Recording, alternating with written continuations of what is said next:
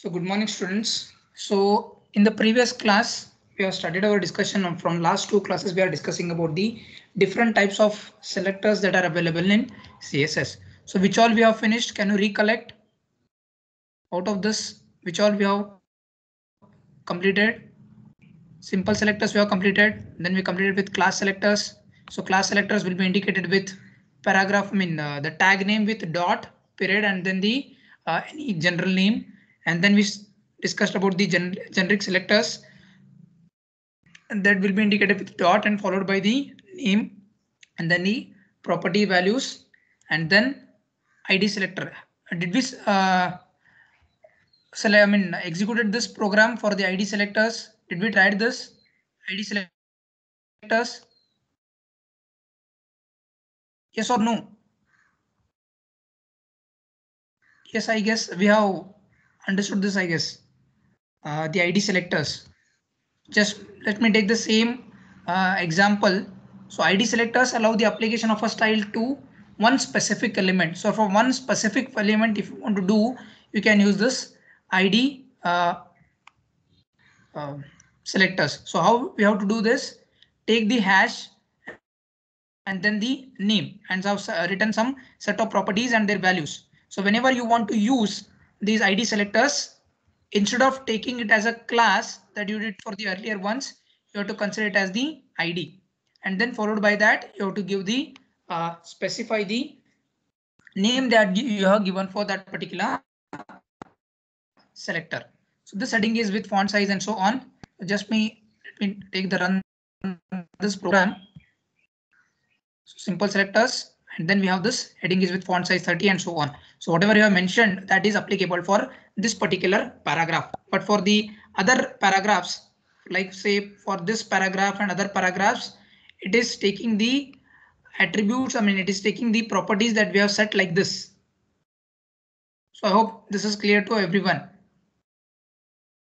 Yes, shall we go ahead? I'm asking you, I want your interaction. I'm not going to, I'm not talking to dead bodies here. Did you all understood this? Everyone? Yes, sir. Yes, sir. So next selectors that we have is the universal selectors. Like for example, when you want to apply a particular thing for the entire element or for the entire tags, we can use something called as the universal selectors. So the universal selectors are denoted by an asterisk and it applies its style to all element in a document. So the general syntax will be star. We do not specify anything. Neither we specify the tag name, neither the general name like for the classes we give. Just put the star and then set the properties values. And the example will be like this. So text align center color is green. So let me take this. That is the universal selector. So I have taken another example. So let me remove all this. Just concentrate here how we can use this universal selectors. So it will be named with star, and what I'm giving the background color as say blue and text align center. Okay, you concentrate only on this now. So this is how you have to give this universal selectors. Okay, and whenever you use this, the entire information or whatever is there for everything, whether it is a header or whether it is a paragraph. So we can say that H1, or I will say H2 here. Example for universal selectors.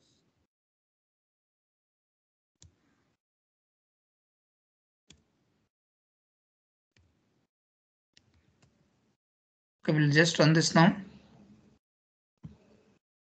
So can you see this, everyone? For entire thing it is applicable. Okay, I will just remove this one so that you can avoid the confusion.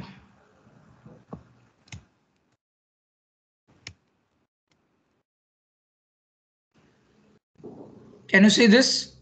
It is applied to entire thing. Okay. If I remove this and if I paste this only this one, can you observe now? There is no background color, and this is a header and this is the paragraph. Okay, this is the header and this is the paragraph. So what property it is taking? Text align center.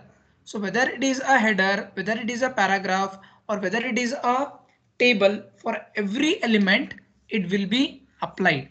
That is what we call it as the universal selectors. Are we getting it, everyone?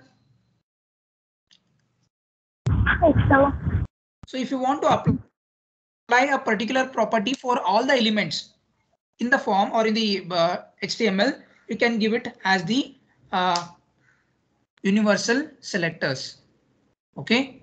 Similarly, for example, if you want to set the font size, say font size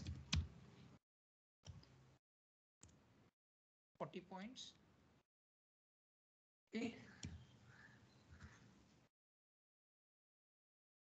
The same thing will be applicable for every element, whether it is a header, whether it is a paragraph, for everything it will be applied. Is this clear for everyone? So this is the universal header. So the next type that we can discuss is about the pseudo classes. So what are these pseudo classes are basically? So these pseudo classes are the selectors that are used if the properties are to be changed dynamically. For example, when mouse movement happens, in other words, we call it as mouse over, okay, or hover we can call it as, happens, or focus happens to a particular button or to a text box. In such situations, we can use something called as the pseudo classes. So how to use this pseudo classes? Basically, like when you are doing some activity, when you want to place the mouse cursor on particular thing, only during that period that property will be applied. So the moment you take off this mouse cursor, that it will again go back to the regular one. So those are called as the pseudo classes. So how to use that pseudo classes now? So to use the pseudo class, the general format will be the, like we can take this example.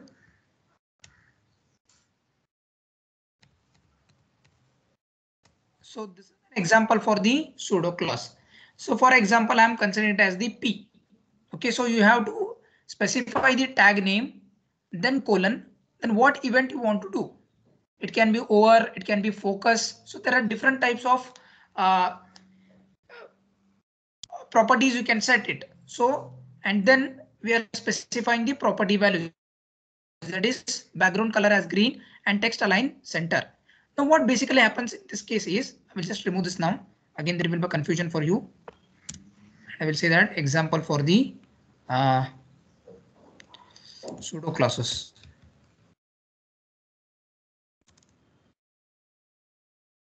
Okay. So when you run this program, whatever we have specified in the paragraph, it will appear normal. But the moment when you place your cursor over there, it will apply these properties, or these properties will be applied. The moment you take back this, again, it will come to the normal one. So those are called as the pseudo classes. So if I run this now, okay, so it is normal now. Example for pseudo classes.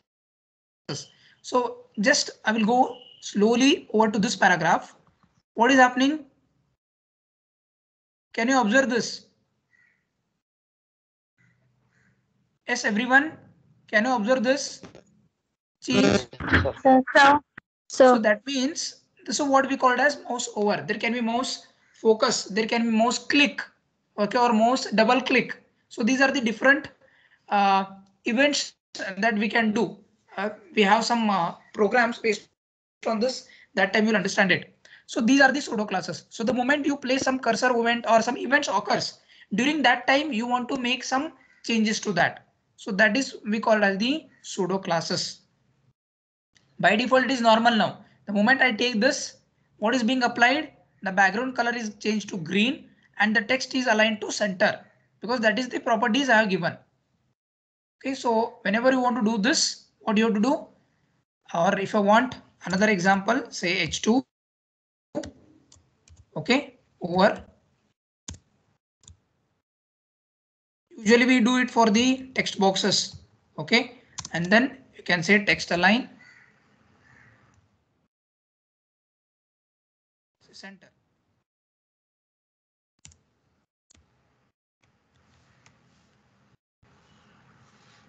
If I run this now,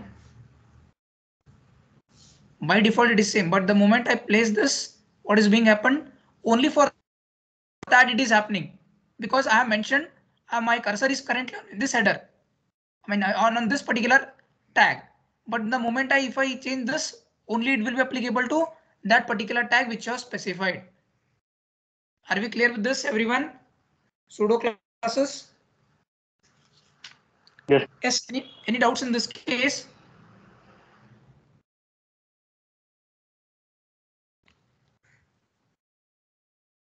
So the last one that is remaining is something called as the contextual selectors. It is not mentioned, so I will just put it here. The last one that is remaining is the contextual selectors.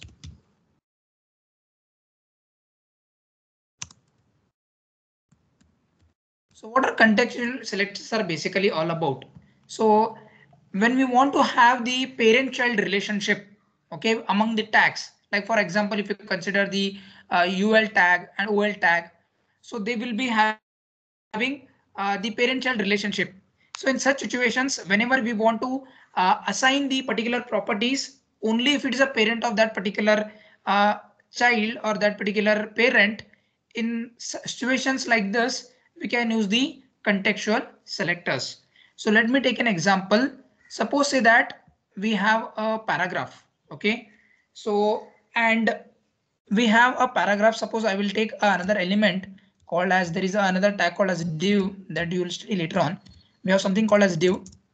Okay, we call it as a division. Okay, like we can have tables, similarly we can have divisions. In that I have something called as the paragraph. Okay, so this is a paragraph.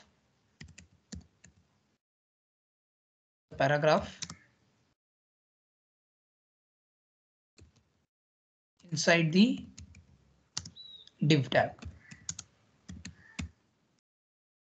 We'll close this. Copy the same thing.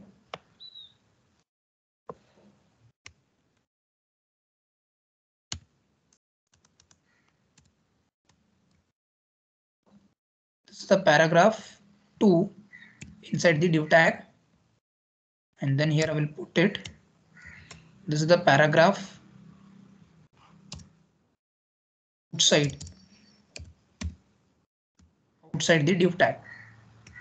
Okay, so in situations where I want to apply a particular property to this particular paragraph, these two paragraphs, and if they are descendants of the div tag, okay, in such situations we can use the contextual selectors. So to use this contextual selectors, what you are supposed to do is, I will just remove this one now. Okay, I will just put like this, div space p, and here I will put the set of properties and values, like we can say font size as 20, and background color blue. Okay, and then say text align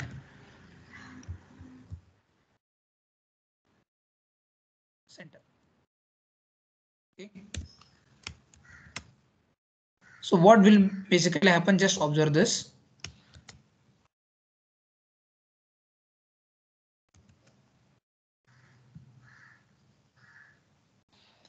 So can you observe this? This is the paragraph inside the div tag. This is the paragraph inside the div tag. And for this paragraph, there is a spelling just mistake I made. not make any difference, but so this is the paragraph outside the div tag. So the the contextual selectors that are given is div followed by p. That means what? This is the parent, div is the parent, and p is the child. So if a p tag, that is a paragraph tag, if it appears only inside the div tag, or if the p tag is the child of the div tag, then only these properties will be applicable. Otherwise, the normal properties of the p will be applied. Are you getting it, everyone?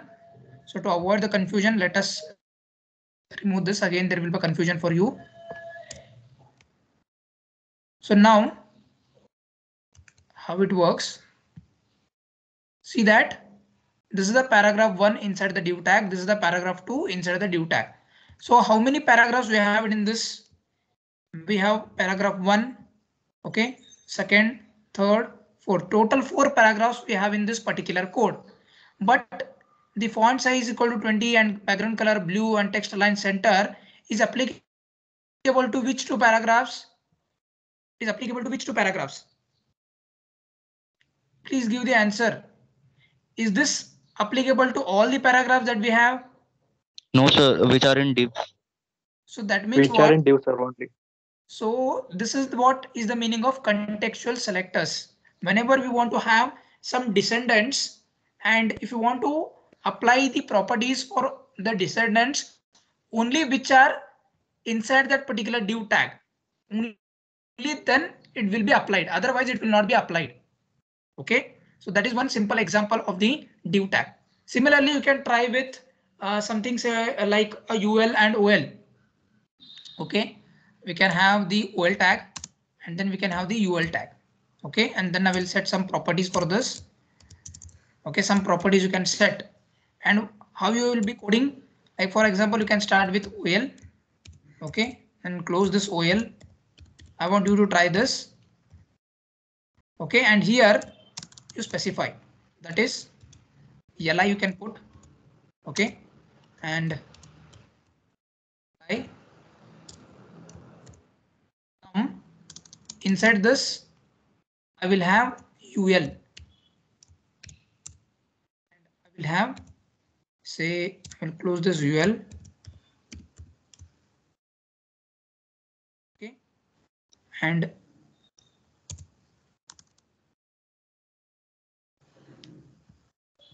now if you observe this, okay, we can have another OL inside this.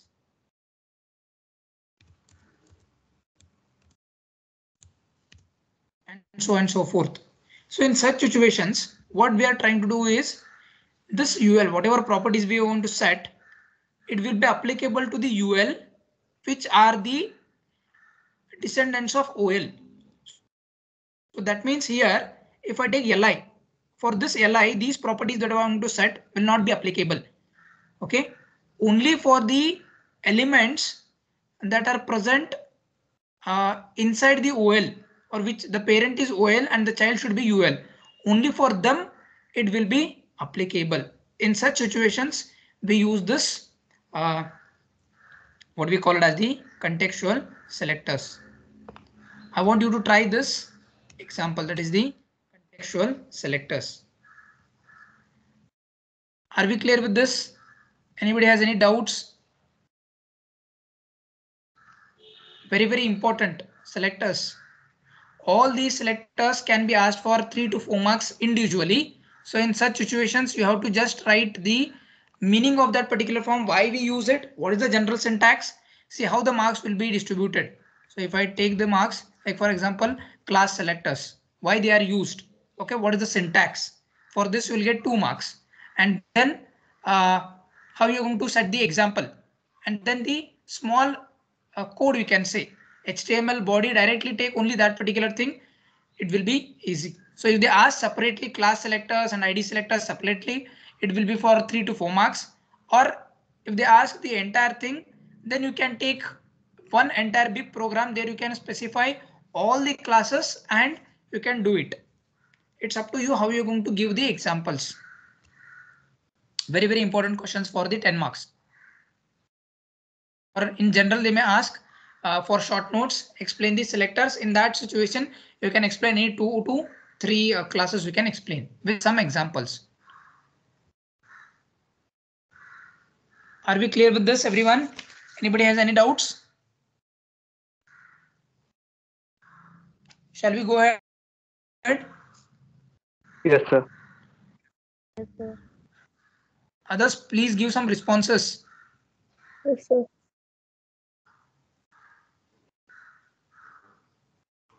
No. Let's go ahead with the next one. That is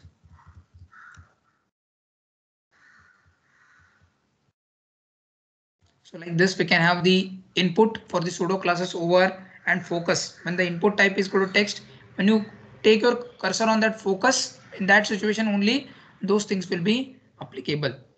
Like that, you can use this pseudo classes. Next, we will be studying about the property values, or we can say property value forms. So there are 60 different properties in 7 categories. Like we have studied about the fonts, lists, alignment of text. So there are different properties that can be applied. Like it can be font type, and it can be a font size, font width, and so on. So font family, okay, font variant. So like that, there are different properties that can be set for different elements. Like it can be fonts, list, alignments, margins, colors, and so on. So we are not going to take all of them. We will be studying few of the properties that are available. Like in this examples itself, I have used many a times like text align, okay, center, and font size is 20, and so on. So how to give the font size? What is the meaning of PT? There can be also in terms of centimeters, or in terms of inches, and so on. So there are different units of measurements are available for the different properties. Like for the images, we can use the pixels. For font sizes, we use in terms of points. Okay, like colors, we can either specify the name of the color, or we can also use some coding, like with the hash and with some symbols. Also, we can use the colors. Okay, how we can give the text alignment for tables. Okay, also we can have some properties, and also for the lists also, like we can start the list with numbers or with bullets, and so on and so forth. So those we will be studying in the coming classes. The first one among them we can use is the font properties. So what are the font properties we can have? Okay, so the first one amongst them is the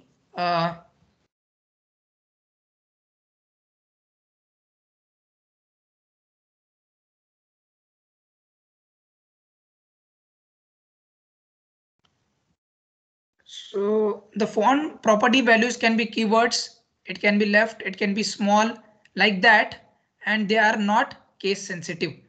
Like for example, units. So lengths can be numbers, maybe with decimal points. We can use pixels, which indicates px. IN stands for inches, cm for centimeters, mm for millimeters, pt for points, pc for picas, em for height of the letter m. So like this, there are different units that we can specify for a particular property and value.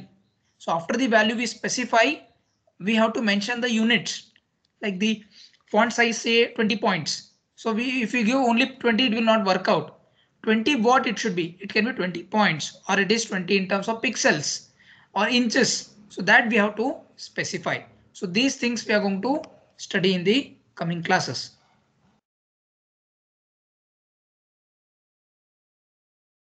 Similarly, for the property values for the percentage, in terms of percentage also we can give. And colors, we can give the color name directly, or we can give the colors in terms of their combination. Like for the colors, what are the basic colors that we have in the universe? What are the basic colors? Red, green, blue. These are the basic colors. By using the combination of these colors, we can have different colors. So whenever you want to specify a particular color, say yellow, so that yellow is defined by the some properties of R, and some property of green, and then some property of blue. So by using that, the yellow colors have been formed, and so forth. So by using the combination of colors also you can specify. The one way is we can specify the color name directly, blue, red, green, and other properties can be like using this hash XXXX. That means it can be 1, 2, 3, 4, 5 or something like different kind. All this we can study. Like for example, here we have the background color, we have it as blue. I will specify it as hash FFF FFF. So let me run this.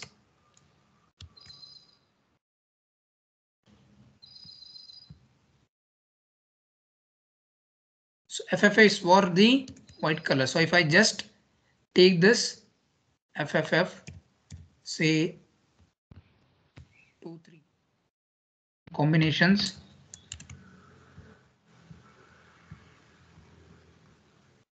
it will change. Are you getting it? So these property values that we specify, they can be given with different values or with different units of measurement. It can be directly like for the color, it can be directly the color name, or it can be combination of this hexadecimal values. Are you all getting it? Everyone? Yes or no? And these property values that we set are inherited by all the nested tags unless overridden. Unless we have the overridden classes, these property values that we set will be also applicable to the nested tags also. Like if I have a p tag and if I have some other tags which are nested, so all the properties that we have set, it will be applicable for the all the nested tags also. Now the first one is the font properties. Okay, among the font properties, the first one that we can consider is the font family. So the value is a list of font names. Browser uses the first in the list it has. So by default, what the browser will do, value is the list of font names, and browser uses the first in the list it has. So the font family can be Arial, it can be Helvetica, it can be Courier, it can be Futura, and so on. So there are different font families are available, like in normal Word or PowerPoint presentation. So we select this, we take different font families. Okay, so anyone you can set it which have been provided in the respective CSS versions. So in the latest one we can have different many kinds of font families, but the basic one that we can study is the these things.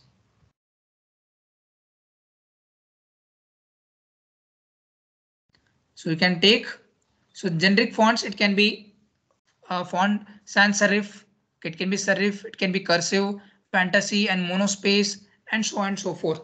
So these are the generic fonts that we have. So let me take up this example and let us understand how it works. So you can specify this as, say, font family.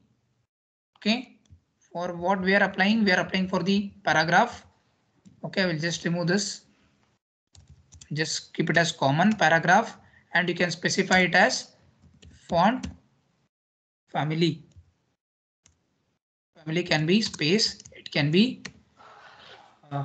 Arial like this, or we can specify it as like Helvetica. Some of them are not coming by default. Like this you have to specify. You can observe this.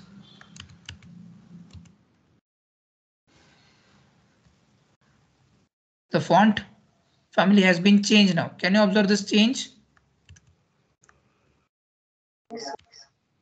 Okay, so the moment I change this, as of now what I have this as Helvetica. So now if I change this to say Futura,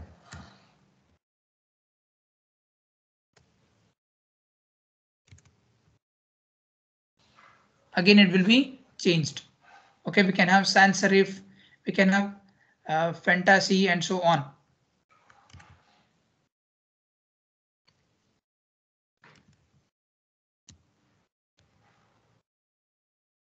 sans serif.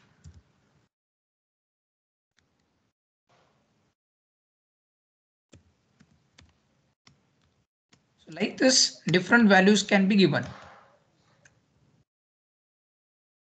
Okay, every time I change this font family, the output is going to get affected. We can have Times New Roman, we can have many other Courier and so on. So these are the different font families that are available.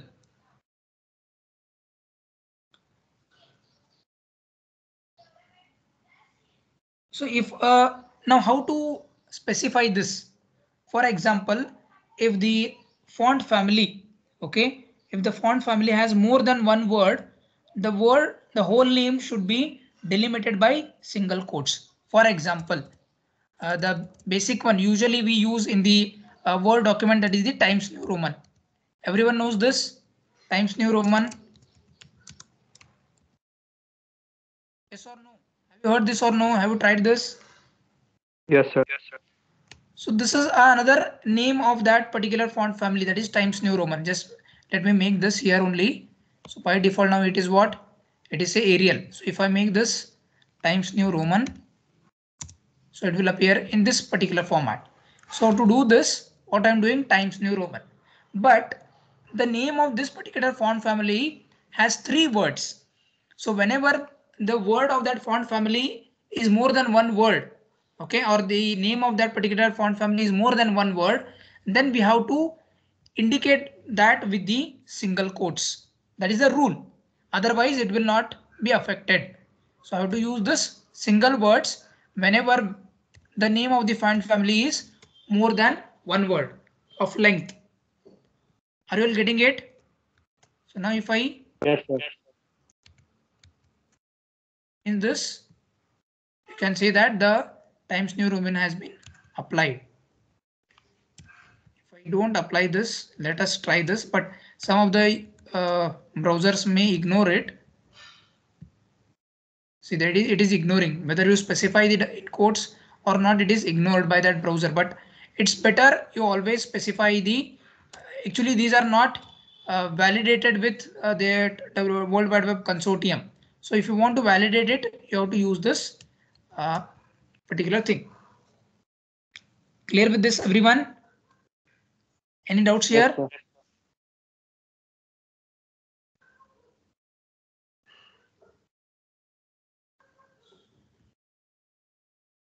So let me stop at this place and we can continue it in the next class. So anybody has doubts, whatever we have discussed till now? No, Yes, sir. anybody has any doubts? Yes, students, do you have any doubts in this case? Please let me know.